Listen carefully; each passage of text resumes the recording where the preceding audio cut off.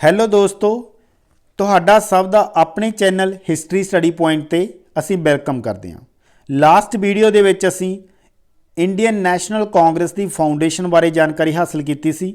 ਉਸ ਤੋਂ ਬਾਅਦ ਮੈਂ ਤੁਹਾਨੂੰ ਦੱਸਿਆ ਸੀ ਕਿ ਇੰਡੀਅਨ ਨੈਸ਼ਨਲ ਕਾਂਗਰਸ ਦੀ ਫਾਊਂਡੇਸ਼ਨ ਤੋਂ ਬਾਅਦ ਭਾਰਤੀ ਸੁਤੰਤਰਤਾ ਅੰਦੋਲਨ ਨੂੰ ਅਸੀਂ ਤਿੰਨ ਭਾਗਾਂ ਦੇ ਨਾਲ ਦੇਖਦੇ ਹਾਂ।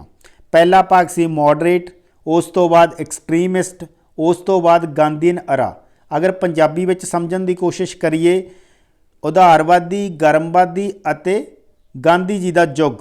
अज असीं इस वीडियो दे विच मॉडरेट मीनस उदारवादी, जिन्हां ने 20 साल तक भारती सुतंत्रता संग्राम की अगवाई की सी, उस बारे असीं जानकारी हासिल करन जा रहे हाँ।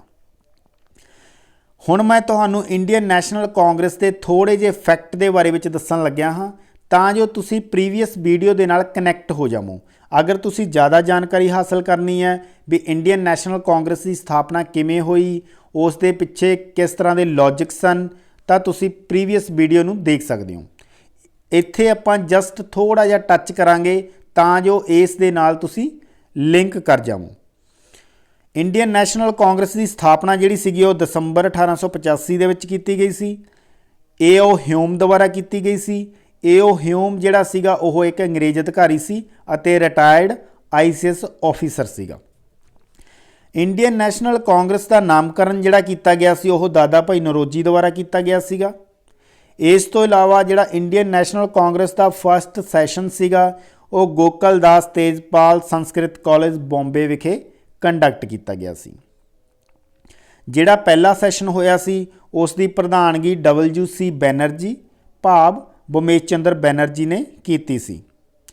इस तो इलावा जदों इंडियन नैशनल कांग्रेस की स्थापना हुई सी 1885 दे विच, उस टाइम ते भारत का वाइसराय कौन सीगा?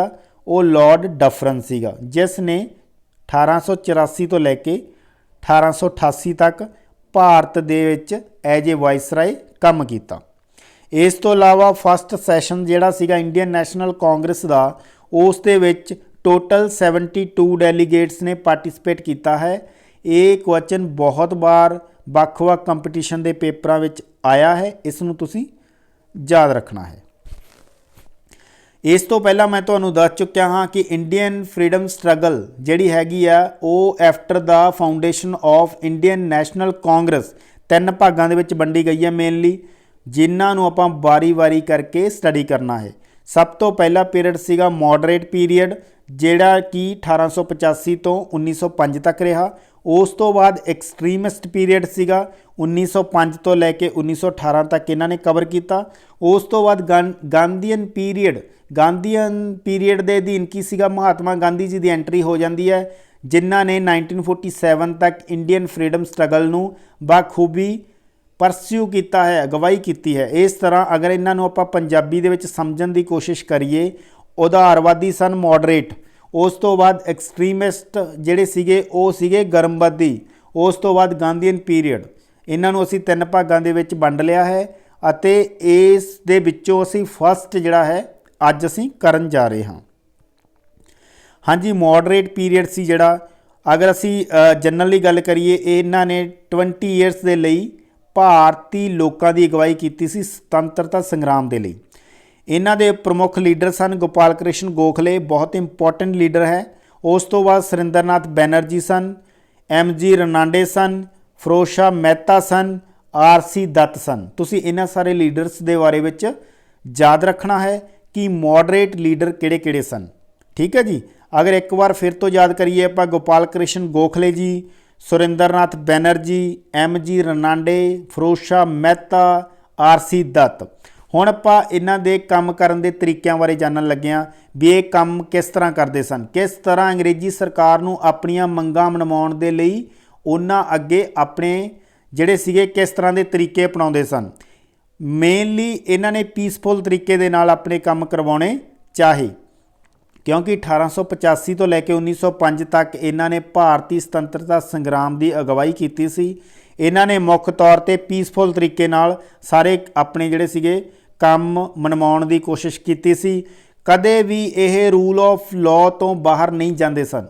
ਇਹਨਾਂ ਨੇ ਕਾਨੂੰਨ ਦੇ ਘੇਰੇ ਦੇ ਅੰਦਰ ਰਹਿ ਕੇ ਸਾਰੇ ਕੰਮ ਅੰਗਰੇਜ਼ੀ ਸਰਕਾਰ ਤੋਂ ਕਰਵਾਉਣੇ ਸਨ। ਇਸ ਤਰ੍ਹਾਂ ਦਾ ਇਹਨਾਂ ਦਾ ਵਿਸ਼ਵਾਸ ਸੀਗਾ। ਇਸ ਤੋਂ ਇਲਾਵਾ ਇਹ 3 ਚੀਜ਼ਾਂ ਦੇ ਵਿੱਚ ਬਲੀਵ ਕਰਦੇ ਸੀ। ਜਾਂ ਤਾਂ ਕਹਿੰਦੇ ਉਹਨਾਂ ਨੂੰ ਪ੍ਰਾਰਥਨਾ ਕੀਤੀ ਜਾਵੇ, ਇਸ ਤੋਂ ਇਲਾਵਾ ਪਟੀਸ਼ਨਸ ਰੱਖ ਸਕਦੇ ਹਾਂ ਉਹਨਾਂ ਦੇ ਸਾਹਮਣੇ ਅਸੀਂ, ਇਸ ਤੋਂ ਇਲਾਵਾ ਪ੍ਰੋਟੈਸਟ ਕਰ ਸਕਦੇ ਹਾਂ। ਪ੍ਰੋਟੈਸਟ ਮੀਨਸ ਸ਼ਾਂਤਮਈ ਤਰੀਕੇ ਦੇ ਨਾਲ ਅਸੀਂ ਵਿਰੋਧ ਆਪਣਾ ਜ਼ਾਹਰ ਕਰ ਸਕਦੇ ਹਾਂ। ਇਸ ਤਰ੍ਹਾਂ ਦਾ ਇਹ ਕੰਮ ਕਰਦੇ ਸਨ।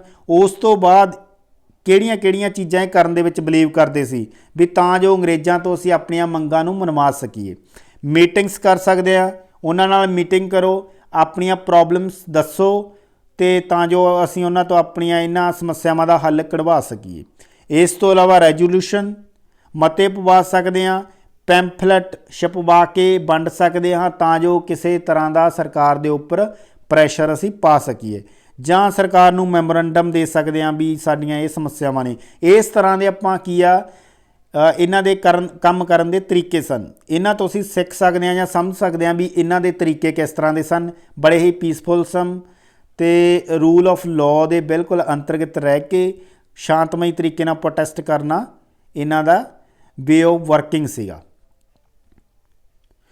ਹੁਣ ਅਸੀਂ ਇਹਨਾਂ ਦੀਆਂ ਡਿਮਾਂਡਸ ਦੀ ਗੱਲ ਕਰਨ ਲੱਗੇ ਹਾਂ, ਕਿਉਂਕਿ ਇਹਨਾਂ ਨੇ ਬਹੁਤ ਇੰਪੋਰਟੈਂਟ ਟਾਈਮ ਜਿਹੜਾ ਸੀਗਾ ਉਸ ਟਾਈਮ ਦੇ ਵਿੱਚ ਇਹਨਾਂ ਨੇ ਲੀਡ ਕੀਤਾ ਸੀ। 20 ਸਾਲ ਤੱਕ ਇਹਨਾਂ ਨੇ ਭਾਰਤੀ ਸੁਤੰਤਰਤਾ ਸੰਗਰਾਮ ਨੂੰ ਲੀਡ ਕੀਤਾ। ਇਹਨਾਂ ਦੀਆਂ ਮੰਗਾਂ ਕਿਸ ਤਰ੍ਹਾਂ ਦੀਆਂ ਸਨ ਜਿਹੜੀਆਂ ਕਿ ਅੰਗਰੇਜ਼ਾਂ ਤੋਂ ਮਨਵਾਉਣੀਆਂ ਚਾਹੁੰਦੇ ਸਨ। ਸਭ ਤੋਂ ਪਹਿਲਾਂ ਇਹਨਾਂ ਦੀ ਮੰਗ ਇਹ ਸੀਗੀ ਕਿ ਜੁਡੀਸ਼ਰੀ ਨੂੰ ਐਗਜ਼ੀਕਿਊਟਿਵ ਤੋਂ ਬਿਲਕੁਲ ਅਲੱਗ ਰੱਖਿਆ ਜਾਣਾ ਜ਼ਰੂਰੀ ਹੈ। ਇਹ ਦੋਨੋਂ ਇਕੱਠੀਆਂ ਨਹੀਂ ਕੰਮ ਕਰ ਸਕਦੀਆਂ। ਜਿਹੜਾ ਜੁਡੀਸ਼ਰੀ ਆ ਉਹ ਬਿਲਕੁਲ ਫ੍ਰੀ ਹੈਂਡ ਹੋਣੀ ਚਾਹੀਦੀ ਹੈ।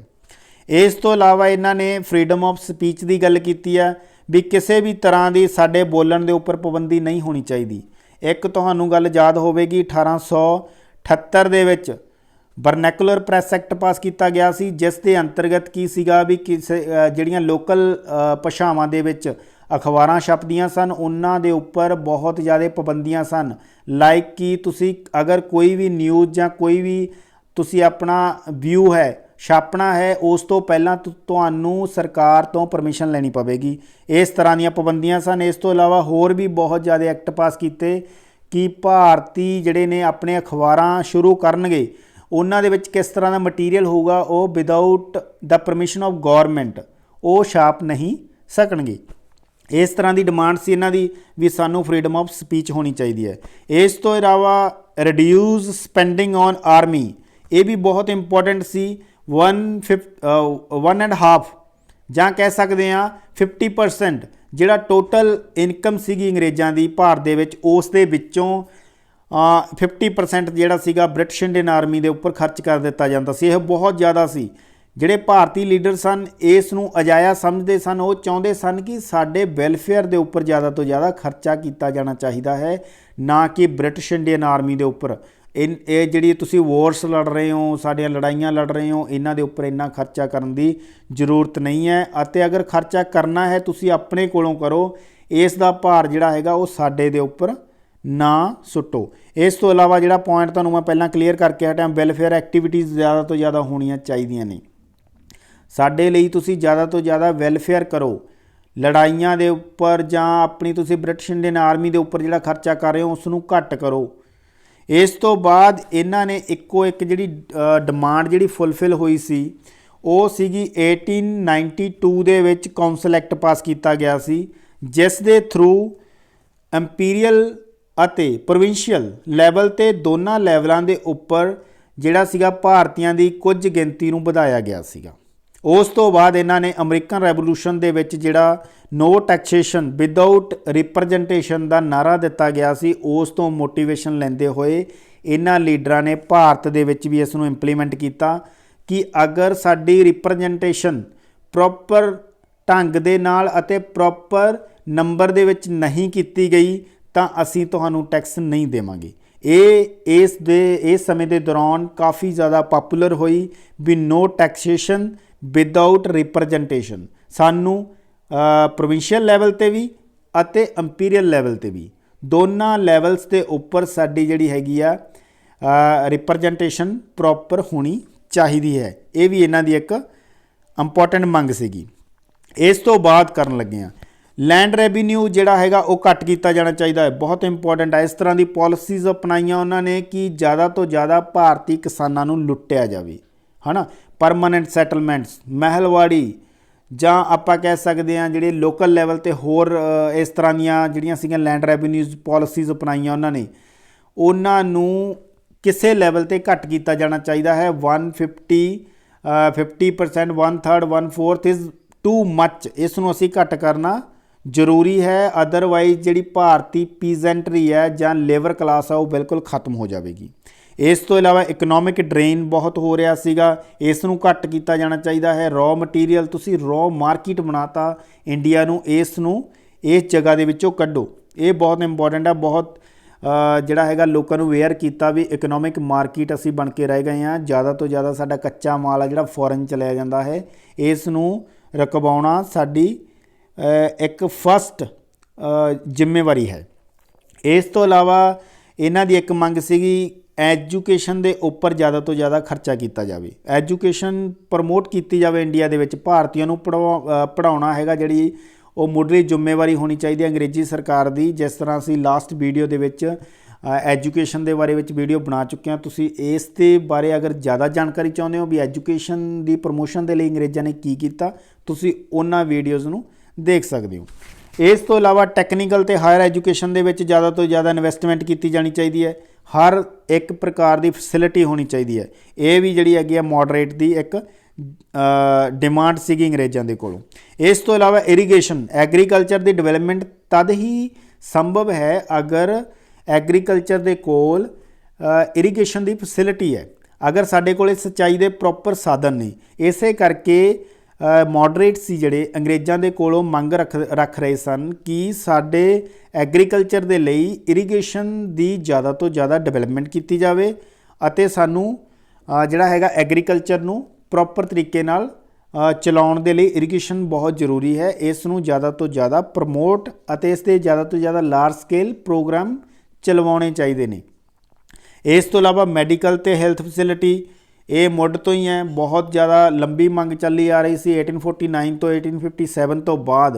1885 ਤੋਂ ਬਾਅਦ ਜਦੋਂ ਇਸ ਪੀਰੀਅਡ ਦੇ ਵਿੱਚ ਇੰਟਰ ਹੋਈ ਇੰਡੀਅਨ ਫਰੀडम ਸਟਰਗਲ, ਉਸੇ ਟਾਈਮ ਤੋਂ ਇਸ ਦੀ ਮੰਗ ਜ਼ੋਰ ਸ਼ੋਰ ਨਾਲ ਉਠਾਉਣੀ ਸ਼ੁਰੂ ਕੀਤੀ ਕਿ ਭਾਰਤ ਦੇ ਵਿੱਚ ਮੈਡੀਕਲ ਫੈਸਿਲਿਟੀ ਬਹੁਤ ਪੂਅਰ ਹੈ, ਇਸ ਨੂੰ ਇੰਪਰੂਵ ਕਰਨਾ ਸਮੇਂ ਦੀ ਮੰਗ ਹੈ, ਇਸ ਨੂੰ ਜ਼ਰੂਰ ਕੀਤਾ ਜਾਵੇ। ਹਾਂਜੀ, ਇਹ ਜਿਹੜੀਆਂ ਸੀਗੀਆਂ ਮੇਜਰ ਡਿਮਾਂਡ ਸੀਗੀਆਂ ਜਿਹੜੀਆਂ ਮੋਡਰੇਟਸ ਦੀਆਂ ਆਪਾਂ ਕਰਕੇ ਆਏ ਹਾਂ। ਇਸ ਤੋਂ ਬਾਅਦ ਆਪਾਂ ਅਚੀਵਮੈਂਟਸ ਦੀ ਗੱਲ ਕਰਨ ਲੱਗੇ ਹਾਂ, ਕਿਉਂਕਿ ਇਸ ਤੋਂ ਨੈਕਸਟ ਪੀਰੀਅਡ ਹੋਏਗਾ ਉਹ ਐਕਸਟ੍ਰੀਮਿਸਟ ਦਾ ਹੈ, ਗਰਮਵਾਦੀ ਦਲ ਦਾ ਹੈ। ਉਹ ਅਕਸਰ ਕਹਿੰਦੇ ਨੇ ਕਿ ਮੋਡਰੇਟਸ ਦੀ ਕੋਈ ਵੀ ਪ੍ਰਾਪਤੀ ਨਹੀਂ ਹੈ, ਪਰੰਤੂ ਸਾਨੂੰ ਇਹਨਾਂ ਦੀਆਂ ਪ੍ਰਾਪਤੀਆਂ ਵੀ ਨਹੀਂ ਭੁੱਲਣੀਆਂ ਚਾਹੀਦੀਆਂ। ਮੁੱਖ ਤੌਰ 'ਤੇ 1892 ਦੇ ਵਿੱਚ ਇੰਡੀਅਨ ਕੌਂਸਲ ਐਕਟ ਪਾਸ ਕੀਤਾ ਗਿਆ। ਭਾਵੇਂ ਇਹਨਾਂ ਦੀਆਂ ਮੰਗਾਂ ਜ਼ਿਆਦਾ ਨਹੀਂ ਮੰਨੀਆਂ ਗਈਆਂ, ਪਰੰਤੂ ਇਹਨਾਂ ਦੀਆਂ ਮੰਗਾਂ ਦੁਆਰਾ ਇੱਕ ਸ਼ੁਰੂਆਤ ਹੋਈ ਸੀ। ਇੰਡੀਅਨ ਕੌਂਸਲ ਐਕਟ ਨੂੰ ਪਾਸ ਕੀਤਾ ਗਿਆ, ਭਾਵੇਂ ਥੋੜ੍ਹੇ ਮੈਂਬਰਾਂ ਦੀ ਗਿਣਤੀ ਵਧਾਈ ਗਈ ਪਰ ਵਧਾਈ ਜ਼ਰੂਰ ਗਈ। ਇਹਨਾਂ ਲੀਡਰਸ ਨੇ ਨੈਸ਼ਨਲ ਅਵੇਕਨਿੰਗ ਦੇ ਵਿੱਚ ਬਹੁਤ ਅਹਿਮ ਰੋਲ ਅਦਾ ਕੀਤਾ ਸੀ। ਭਾਰਤੀ ਲੋਕਾਂ ਨੂੰ ਪਹਿਲੀ ਵਾਰ ਜਾਗਰਤ ਕੀਤਾ ਗਿਆ ਇੰਨੇ ਵੱਡੇ ਲੈਵਲ 'ਤੇ, ਇੰਨੇ ਵੱਡੇ ਪਲੇਟਫਾਰਮ ਤੋਂ। ਇਸ ਤੋਂ ਇਲਾਵਾ ਸਮਾਨਤਾ, ਲਿਬਰਟੀ, ਡੈਮੋਕ੍ਰੇਸੀ ਦੇ ਇੱਕ ਨਵੇਂ ਲਫ਼ਜ਼ ਇਸ ਸਮੇਂ ਦੇ ਦੌਰਾਨ ਹੀ ਭਾਰਤ ਦੇ ਵਿੱਚ ਐਂਟਰ ਹੁੰਦੇ ਨੇ। ਇਸ ਤੋਂ ਇਲਾਵਾ ਇਹਨਾਂ ਨੇ ਦੱਸਿਆ ਕਿ ਇੰਡੀਆ ਨੂੰ ਇੰਡੀਅਨ ਦੇ ਇੰਟਰਸਟ ਦੇ ਅਕੋਰਡਿੰਗ ਹੀ ਰੂਲ ਕੀਤਾ ਜਾਣਾ ਚਾਹੀਦਾ ਹੈ। ਇਹਨਾਂ ਨੇ ਅੰਗਰੇਜ਼ਾਂ ਦੇ ਕੋਲ ਪ੍ਰੋਪਰ ਇਹ ਮੈਸੇਜ ਪਹੁੰਚਾਇਆ। ਇਸ ਤੋਂ ਇਲਾਵਾ ਰਾਸ਼ਟਰਵਾਦ ਦੀ ਭਾਵਨਾ ਦਾ ਹੁਣ ਵਿਕਾਸ ਹੋਣਾ ਸ਼ੁਰੂ ਹੋ ਗਿਆ ਸੀ, ਜਿਹੜਾ ਇਸ ਤੋਂ ਪਹਿਲਾਂ ਸਾਨੂੰ ਦੇਖਣ ਨੂੰ ਨਹੀਂ ਮਿਲ ਰਿਹਾ ਸੀ। ਜਿਹੜੀ ਸਭ ਤੋਂ ਇੰਪੋਰਟੈਂਟ ਚੀਜ਼ ਇਹਨਾਂ ਨੇ ਕੀਤੀ, ਇਹਨਾਂ ਨੇ ਅੰਗਰੇਜ਼ਾਂ ਦਾ ਜਿਹੜਾ ਐਕਚੁਅਲ ਦੇ ਵਿੱਚ ਵੇ ਆਫ ਵਰਕਿੰਗ ਸੀਗਾ ਜਾਂ ਉਹਨਾਂ ਦਾ ਕਰੈਕਟਰ ਸੀਗਾ, ਉਹ ਐਕਚੁਅਲ ਦੇ ਵਿੱਚ ਟਰੂ ਮੀਨਿੰਗ ਦੇ ਦੌਰਾਨ ਟਰੂ ਸ਼ਬਦਾਂ ਦੇ ਵਿੱਚ ਸਾਡੇ ਸਾਹਮਣੇ ਕੱਢ ਕੇ ਲੈ ਕੇ ਆਏ। ਇਸ ਤੋਂ ਇਲਾਵਾ ਇਹਨਾਂ ਦੀਆਂ ਲਿਮਿਟੇਸ਼ਨਸ ਕਰਨ ਲੱਗੇ ਆ, ਇਹ ਵੀ ਇੰਪੋਰਟੈਂਟ ਨੇ। ਲਿਮਿਟੇਸ਼ਨਸ ਦੇ ਵਿੱਚ ਕੀ ਆ, ਇਹਨਾਂ ਨੇ ਮਾਸ ਦੀ ਜਿਹੜੀ ਪਾਰਟੀਸਪੇਸ਼ਨ ਨੂੰ ਜ਼ਿਆਦਾ ਅਹਿਮੀਅਤ ਨਹੀਂ ਦਿੱਤੀ, ਜਿਸ ਕਰਕੇ ਇਹ ਮੂਵਮੈਂਟ ਆ ਜਿਹੜੀ ਕਾਫੀ ਜ਼ਿਆਦਾ ਸਕਸੈਸਫੁਲ ਨਾ ਹੋ ਪਈ। ਇਸ ਸਮੇਂ ਦੇ ਦੌਰਾਨ ਲੋਕਾਂ ਦੀ ਜਿਹੜੀ ਭਾਗੀਦਾਰੀ ਸੀ ਉਹ ਬਹੁਤ ਘੱਟ ਸੀਗੀ। ਨੰਬਰ 2, ਇਹਨਾਂ ਨੇ ਕੰਪਲੀਟ ਇੰਡੀਪੈਂਡੈਂਸ ਦੀ ਕਦੇ ਵੀ ਮੰਗ ਅੰਗਰੇਜ਼ਾਂ ਸਾਹਮਣੇ ਨਹੀਂ ਰੱਖੀ। ਇਹਨਾਂ ਨੇ ਕੇਵਲ ਕੌਂਸਟੀਟਿਊਸ਼ਨਲ ਰਿਮੈਡੀਜ਼ ਜਿਹੜੀਆਂ ਸੀਗੀਆਂ ਲਾਅ ਦੇ ਅੰਤਰਗਤ ਰਹਿ ਕੇ ਆਪਣੀਆਂ ਮੰਗਾਂ ਮਨਵਾਉਣਾ ਲਾਜ਼ਮੀ ਸਮਝਿਆ। ਇਸ ਤੋਂ ਇਲਾਵਾ ਪੋਲੀਟੀਕਲ ਅਵੇਅਰਨੈਸ ਵੀ ਘੱਟ ਸੀਗੀ, ਲੋਕ ਹਾਲੇ ਤੱਕ ਜ਼ਿਆਦਾ ਅਵੇਅਰ ਨਹੀਂ ਸਨ, ਜਿਹੜੀ ਇਹਨਾਂ ਨੂੰ ਖਾਮੀ ਸਾਹਮਣੇ ਨਿਕਲ ਕੇ ਆਈ ਹੈ। ਇਸ ਤੋਂ ਬਾਅਦ ਅਸੀਂ ਕਿਹੜੇ ਲੈਕਚਰ ਤੁਹਾਡੇ ਲਈ ਲੈ ਕੇ ਆ ਰਹੇ ਹਾਂ। Indian National Congress Indian freedom struggle ਦਾ ਜਿਹੜਾ ਲੈਕਚਰ ਸੀਰੀਜ਼ ਉਹ ਚੱਲ ਰਹੀ ਹੈ ਤੁਹਾਡੇ ਲਈ। ਇਹ ਮਾਸਟਰ ਕੇਡਰ ਦੇ ਲਈ ਬਹੁਤ ਇੰਪੋਰਟੈਂਟ ਹੈ। ਉਸ ਦੇ ਵਿੱਚ ਐਜ ਏ ਇੱਕ ਡਿਫਰੈਂਟ ਸੈਕਸ਼ਨ ਦੇ ਤੌਰ 'ਤੇ ਇਸ ਨੂੰ ਲੈ ਕੇ ਅਸੀਂ ਆ ਰਹੇ ਹਾਂ। ਮੋਡਰੇਟ ਪੀਰੀਅਡ ਅਸੀਂ ਅੱਜ ਕੰਪਲੀਟ ਕਰ ਚੁੱਕੇ ਹਾਂ। ਇੰਡੀਅਨ ਨੈਸ਼ਨਲ ਕਾਂਗਰਸ ਦੀ ਫਾਊਂਡੇਸ਼ਨ ਅਸੀਂ ਇਸ ਤੋਂ ਪਹਿਲਾਂ ਵਾਲੇ ਲੈਕਚਰ ਦੇ ਵਿੱਚ ਕਰ ਚੁੱਕੇ ਹਾਂ। ਨੈਕਸਟ ਲੈਕਚਰ ਤੁਹਾਡੇ ਲਈ ਅਸੀਂ ਗਰਮਵਾਦੀ ਐਕਸਟ੍ਰੀਮਿਸਟ ਪੀਰੀਅਡ ਦੇ ਲਈ ਜਿਹੜਾ ਹੈਗਾ 1905 ਤੋਂ 1918 ਤੱਕ ਹੈ ਉਹ ਲੈ ਕੇ ਆਵਾਂਗੇ। ਉਸ ਤੋਂ ਬਾਅਦ ਗਾਂਧੀਅਨ ਪੀਰੀਅਡ ਵੀ ਕੰਪਲੀਟ ਕਰਾਂਗੇ। ਇਸ ਤਰ੍ਹਾਂ ਤੁਹਾਡਾ ਇੰਡੀਅਨ ਫਰੀडम ਸਟਰਗਲ ਹੈ ਜਿਹੜਾ ਉਹ ਕੰਪਲੀਟ ਤੁਹਾਨੂੰ ਅਸੀਂ ਦੇਵਾਂਗੇ।